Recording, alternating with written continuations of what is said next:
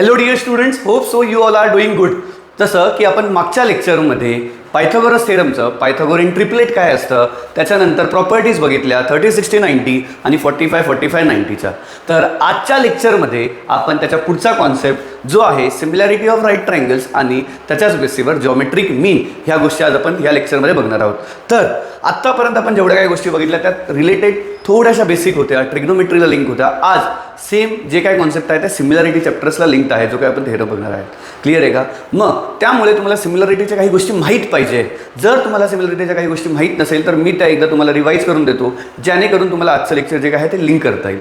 तर जसं तुम्ही कॉन्ग्रुएन्सीच्या टेस्ट मागच्या काही स्टँडर्ड्समध्ये शिकला असाल तसंच सिमिलॅरिटीच्या टेस्ट असतात. तर सिमिलॅरिटीच्या कोणत्या कोणत्या टेस्ट असतात? Side side side, that is SSS test of similarity, SAS test of similarity, AA test of similarity. अशा काही टेस्टने आपण ट्रायंगल्सला सिमिलर प्रूव्ह करणार आहोत. तर आज बघूया सिमिलॅरिटी ऑफ राईट ट्रायंगल्स काय आहे काय नाही. क्लिअर? चलो करूया लेक्चरला सुरुवात. काय म्हणताय similarity and right angle triangle. मग हे बेसिकली थेरमच्या फॉर्ममध्ये आहे, पण याला एका क्वेश्चनच्या फॉर्ममध्ये ट्रीट करा, जेणेकरून तुम्हाला ते समजायला गोष्टी इझी जातील. कारण की सिमिलॅरिटीमध्ये मी तुम्हाला असे खूप काही क्वेश्चन्स करवेल जेणेकरून तुम्हाला ह्या गोष्टी इझिली समजतील. कारण की ॲज अन क्वेश्चन म्हणून ट्रीट केलं तर तुम्हाला ते हेवी वाटणार नाही, नाही तर थेरम किंवा हां हे पाठ करायचं आहे का, हे कसं आलं तसं आलं. त्यामुळे तर याला सिमिलॅरिटीसोबत लिंक करण्याचा प्रयत्न करायचा आहे. ज्या काही मी तुम्हाला त्या 3 टेस्ट सांगितल्या त्याच्यापैकी एक टेस्ट त्याच्यामध्ये यूज होणार आहे, ज्यामध्ये आपण ट्रायंगल सिमिलर प्रूव्ह करून दाखवणार. काही अडचण आहे का? नाही. मग थेरमची स्टेटमेंट काय म्हणते ते बघूया सगळ्यात आधी. In a right angle triangle if the altitude is drawn to the hypotenuse then the two triangles form are similar to the original triangle and each other. मग म्हणतं काय, ह्या बी व्हर्टेक्सपासून जर हायपोटेनसवर मी जर परपेंडिक्युलर ड्रॉ केली, मग ही परपेंडिक्युलर ह्या ABC ट्रायंगलला 2 ट्रायंगल्समध्ये डिवाइड करेल, तर हा मोठा ट्रायंगल ह्याला पण सिमिलर असेल, हा मोठा ट्रायंगल ह्या ट्रायंगलला पण सिमिलर असेल आणि अपसात हे 2 ट्रायंगल पण सिमिलर असेल. ते ओरिजिनल ट्रायंगलला पण सिमिलर आहे. ओरिजिनल ट्रायंगल म्हणजे ABC आणि जे काय 2 बनणारे ट्रायंगल आहे ADB आणि BDC, ते दोघं एकामेकांना पण काय असतील सिमिलर. हे आपल्याला प्रूव्ह करायचं. बघा तुम्हाला गिवन दिलं आहे in triangle ABC, angle ABC हा काय आहे 90 डिग्री, जे आपण फिगरमध्ये पण शो केलं आहे. सेगमेंट BD जे आहे ते ACला परपेंडिक्युलर आहे आणि ADC एकाच लाईनवर काय करताय, लाय करताय. मग प्रूव्ह काय करायचं आहे, ADB जो ट्रायंगल आहे, कोणता ADB जो ट्रायंगल आहे तो ABC ट्रायंगलला काय आहे सिमिलर. आपण एक एक कंडिशन घेऊ, एक एक पेअर घेऊ ट्रायंगलचा, त्याला आपण सिमिलर प्रूव्ह करण्याचा प्रयत्न करू. क्लिअर आहे? चलो सगळ्यात आधी प्रूफ. मग मी लिहितो कसं बघा, in triangle ADB and triangle ABC, ह्या 2 ट्रायंगलमध्ये आपल्याला चर्चा करायची की सिमिलर आहे की नाही. क्लिअर आहे की नाही? मग मी असं लिहिणार. मग मला सांगा ADB ह्या ट्रायंगलमध्ये आणि ABC ह्या 2 ट्रायंगलला नीट ऑब्झर्व करायचं काय काय गोष्टी दिसतात. मग तुम्हाला दिसेल क्वेश्चनमध्ये गिवन आहे की that BD is perpendicular to AC, म्हणजेच ADB हा अँगल जो आहे, angle ADB is congruent to angle ABC. का? कारण की हे दोन्हीच्या दोन्ही अँगल जे आहे ते 90 डिग्री आहे. काही अडचण आहे का? कारण त्यांनी ऑलरेडी दिलं की BD ACला काय आहे परपेंडिक्युलर. मग ही साईन जी आहे ती कॉन्ग्रुएन्सीची आहे आणि फक्त असा S सारखं असेल तर त्याला काय म्हणायचं, सिमिलॅरिटीची साईन. काही प्रॉब्लेम आहे का कोणाला? नाही. मग कॉन्ग्रुएंट आणि इक्वल याचा जॉमेट्रीमध्ये मिनिंग सेम असतो. काही प्रॉब्लेम आहे का? नाही. मग तुम्हाला अशा गोष्टी लिहिणं अति गरजेचं आहे. मग सर एक अँगल तर आला, मग अँगल रिलेटेड गोष्टी आली तर मग अजून कोणत्या टेस्ट बघू शकतो? मग SSS तर आपण यूज नाही करणार, मग राहिलं SAS आणि AA. मग आता बघू आयदर 2 साईड किंवा आपल्याला एक अजून अँगल भेटतोय का ते चेक करू. मग मी परत त्या 2 ट्रायंगलकडे बघणार, कोणत्या ADB आणि ABC. जर तुम्ही ऑब्झर्व केलं हा अँगल जो आहे तुम्हाला दोन्ही ट्रायंगलमध्ये येतोय. ADB मध्ये पण हा अँगल येतो, ABC ट्रायंगलमध्ये पण हा अँगल येतो. मग हा अँगल काय आहे common, that is DAB is congruent to angle BAC.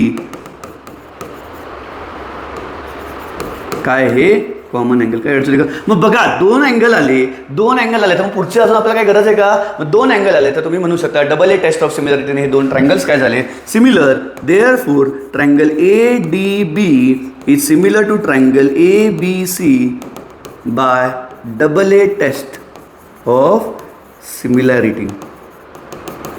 काय अडचण का? नाही.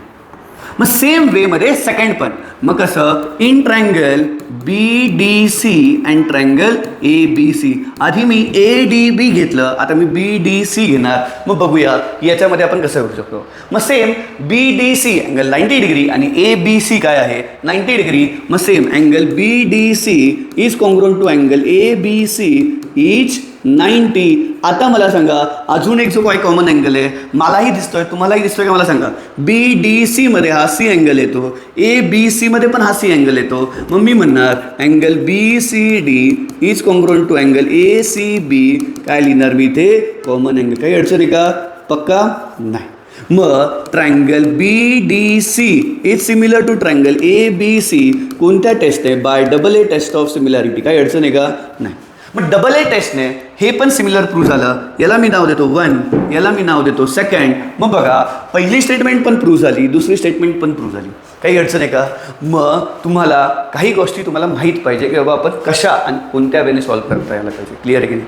मग सिमिलर एकदम ज्या काही सिम्पल टेस्ट होत्या सिमिलॅरिटीच्या त्या आपण यूज करून हे दोन्हीच्या दोन्ही ट्रायंगल्स आहे आणि हा थेरम जो आहे त्याच्या पहिल्या 2 स्टेटमेंट प्रूव्ह करून दाखवले. मग सेकंड स्टेटमेंट काय म्हणतं की ADB म्हणजे ADB आणि BDC या दोन्हीच्या दोन्ही ट्रायंगल्स काय आहे सिमिलर हे दाखवा.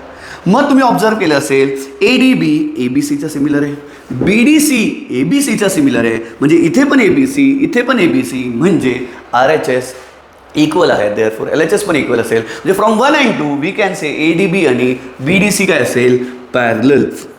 पॅरलल म्हणण्यापेक्षा काय आहे similar. ADB would be similar to triangle BDC. काही अडचण आहे का कोणाला. मग इथे काय राहणार फ्रॉम 1 and 2.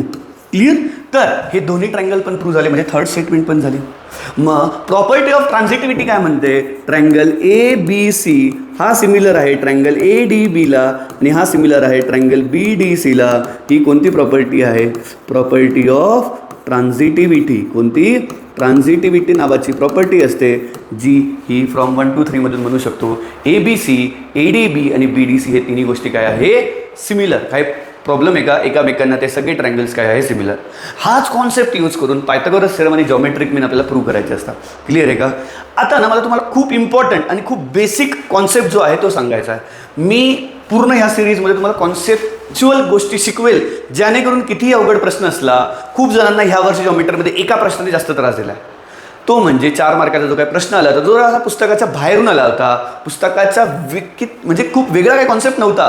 सेम कॉन्सेप्ट जो पुस्तकात आहे पण ज्यांना तो अप्लाय करता येतो त्यांनीच तो प्रश्न सॉल्व्ह केला. म्हणून काही मुलांचे 98 97 96वर 95वर खूप मुलं येऊन अडकले आणि तो 4 मार्काचा प्रश्नच चुकला सगळ्यांचा. क्लिअर आहे का. मग त्यामुळे खूप कॉन्सेप्च्युअल अंडरस्टँडिंग असू द्या जेणेकरून तुम्हाला गोष्टी समजतील. क्लिअर आहे की नाही. मग आता पुढे बघूया काय आहे. मग मागचा थेरम सगळ्यांना समजलं असेल तर सगळ्यांनी व्हिडिओला लाईक करायचं आहे आणि माझं एक्सप्लेनेशन आवडलं असेल तर कमेंटमध्ये नक्की सांगायचं. क्लिअर आहे की नाही. मग हा थेरम ऑफ जॉमेट्रिक मीन सुरू करण्याच्या आधी ना मी तुम्हाला सिमिलॅरिटीचे काही बेसिक कॉन्सेप्ट आहेत तो मी तुम्हाला सांगतो की काय. सपोज तुम्हाला लिहिलं आहे triangle ABC is similar to triangle PQR असं लिहिलं आहे. काही अडचण आहे का. म्हणजे ABC ट्रायंगल PQRला सिमिलर आहे.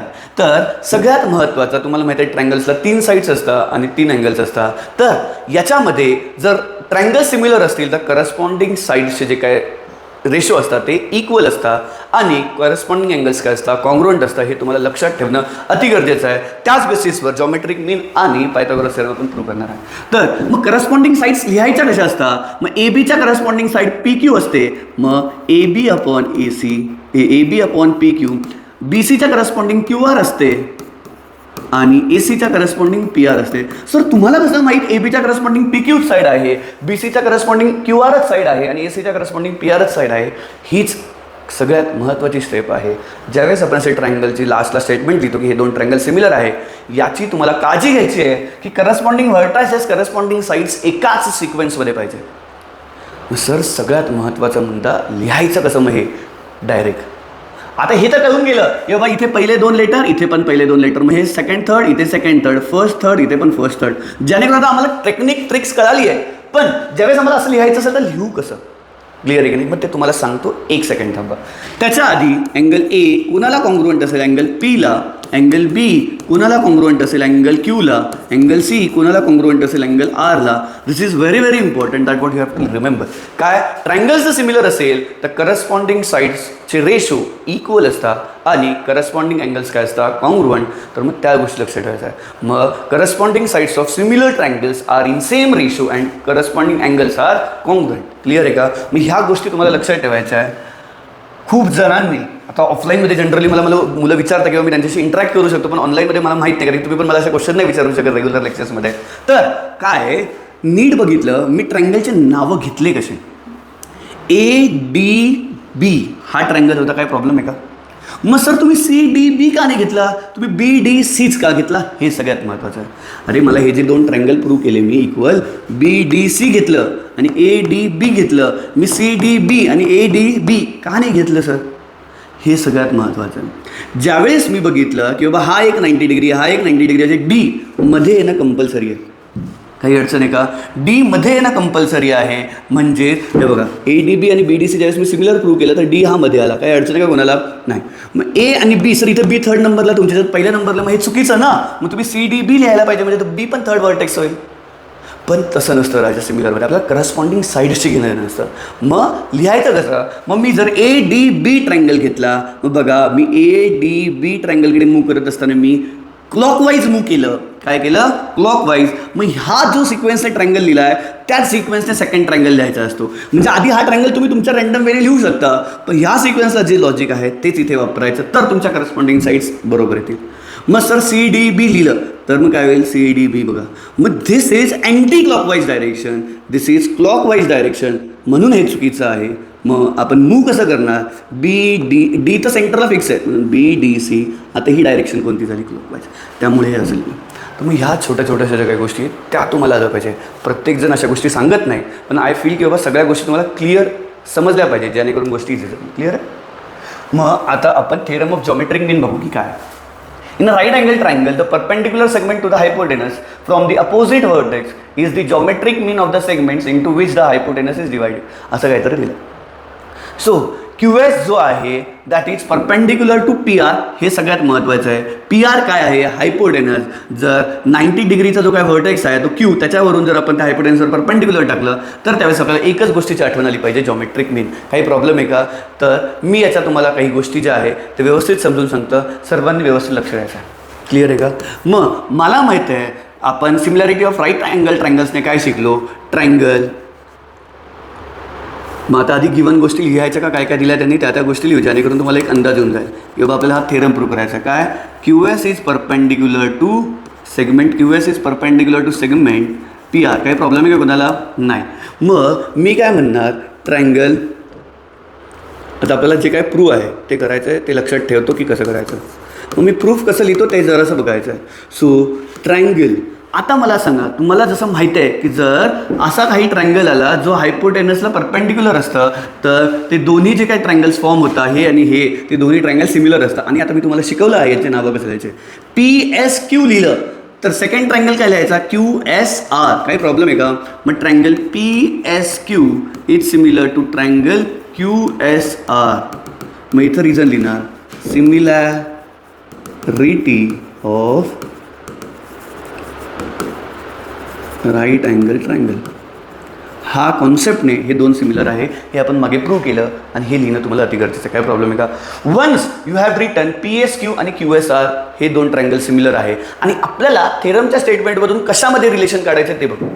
मग QS मध्ये रिलेशन काढायचं आहे, PS मध्ये रिलेशन काढायचं आहे, SR मध्ये रिलेशन काढायचं आहे. ह्या 3 सेगमेंट्समध्ये आपल्याला रिलेशन काढायचं आहे. मग ते रिलेशन काय येतं ते आपण बघणार आहोत, तर व्यवस्थित लक्ष द्यायचं. As you all know, if triangles are similar त्यांच्या करस्पॉन्डिंग साईड्सचे रेशो काय असतात? सेम. मग मी ते लिहायला घेतो. PSच्या करस्पॉन्डिंग साईड QS, SQच्या करस्पॉन्डिंग साईड SR आणि PQच्या करस्पॉन्डिंग साईड QR. काही प्रॉब्लेम आहे का? नाही. पण मला कोण लागणार आहे? PSSR आणि QS. म्हणजे हे फक्त पहिले दोन रेशो इक्वल पाहिजे की नाही? पण मग याचं रिझन काय लिहिणार? Corresponding sides of similar triangle R in same ratio. काही प्रॉब्लेम आहे का कोणाला? नाही. प्रॉपर असं मोठं लिहित जा. खूप जण म्हणतील तुम्ही शॉर्टकटमध्ये CSCT लिहू शकता, खूप काही गोष्टी आहे, पण मी म्हणेल की पूर्ण लिहिलं. स्टार्टिंगला तुम्ही लर्निंग फेजमध्ये आहे, गोष्टी जर लिहित गेल्या तर तुम्हाला कॉन्सेप्ट अजून डीपमध्ये गोष्टी लक्षात राहतील. क्लिअर आहे की नाही? मग मी म्हणू शकतो PS/QS is equals to SQ/SR. काही प्रॉब्लेम आहे का? नाही. मग याला क्रॉस मल्टिप्लाय करा. तर मी हे इकडे लिहितो जेणेकरून तुम्हाला गोष्टी दिसतील. मग क्रॉस मल्टिप्लाय केलं PS/SR is equals to SQ/QS. मग मला सांगा SQ किंवा QS हे दोन्ही सेम आहे की नाही? मग मी लिहिणार PS/SR is equals to QS². Therefore QS² is equals to PS/SR. काही प्रॉब्लेम आहे का? नाही. मग तुम्ही काय लिहू शकता? QS is geometric mean of PS and SR last statement. मग हे तुम्हाला खूप जास्त गरजेचं आहे. ज्या ज्या वेळेस तुम्हाला असा ट्रायंगल दिसेल की 90 डिग्रीपासून हायपोटेनसवर परपेंडिक्युलर आहे, तर तुम्हाला डायरेक्ट जॉमेट्रिक मीन आठवला पाहिजे. तो काय आहे? ही जी काय परपेंडिक्युलर आहे हायपोटेनसवर QS, त्याचा स्क्वेअर इज इक्वल्स टू ती परपेंडिक्युलर हायपोटेनसला 2 सेगमेंटमध्ये डिवाइड करते त्या दोघांचं प्रोडक्ट. हे तुम्हाला बाय थेरम ऑफ जॉमेट्रिक मीन लिहायचं आहे आणि गोष्टी समजून घ्यायच्या. क्लिअर आहे की नाही? मग आजसाठी आपण लेक्चर इथेच थांबवणार आहे. पुढच्या लेक्चरमध्ये मी तुम्हाला पायथागोरस थेरम आणि प्रॅक्टिस सेट सॉल्व्ह करायला घेऊ, ज्यामध्ये मी तुम्हाला प्रॉपर इन डिटेल क्वेश्चन्स कसे सॉल्व्ह करायचे, टॅकल करायचे, या सर्व गोष्टींचं ओव्हरव्ह्यू देऊ. क्लिअर आहे का? जर तुम्हाला लेक्चर समजत असेल, माझी एनर्जी आवडत असेल, तर तुमच्या फ्रेंड्सपर्यंत लेक्चर शेअर करा, जेणेकरून आपल्याला कम्युनिटी वाढवता येईल आणि खूप जणांना ह्या लेक्चरचा फायदा होईल. क्लिअर आहे का? आपण पूर्ण अल्जेब्रा जॉमेट्री ह्या चॅनलवर घेणार आहोत. तुमचा सपोर्ट असू द्या. शेवटच्या बोर्डाच्या दिवसापर्यंत त्याच्यावर लेक्चर्स येत असतील तर सबस्क्राईब करून ठेवायचं आहे, लाईक करायचं आहे आणि तुमच्या फ्रेंड्सपर्यंत शेअर करायचं आहे. चला भेटूया पुढच्या लेक्चरमध्ये.